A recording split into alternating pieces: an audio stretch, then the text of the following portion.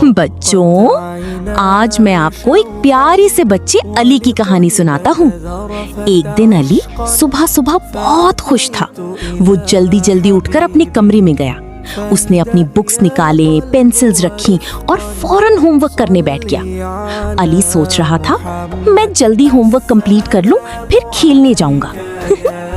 لیکن بچوں، علی ایک بہت ضروری بات بھول گیا تھا۔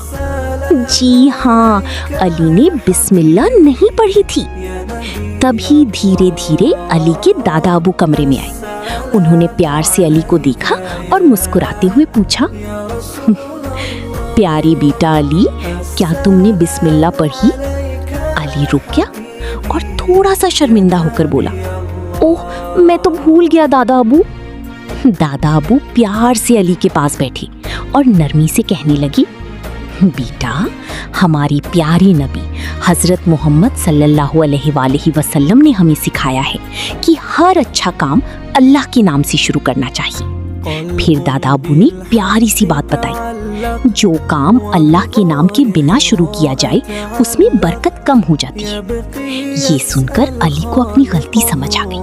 اس نے پیاری سی مسکراہٹ کے ساتھ اپنے ہاتھ اٹھائے اور پیار سے کہا، بسم اللہ الرحمن الرحیم۔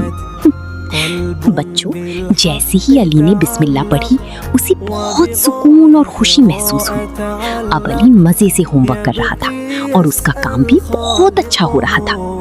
دادا ابو بہت خوش ہوئے اور علی کو گلے لگا لیا۔ شاباش میرے بیٹا، ہمیں ہر کام شروع کرنے سے پہلے بسم اللہ ضرور پڑھنی چاہیے۔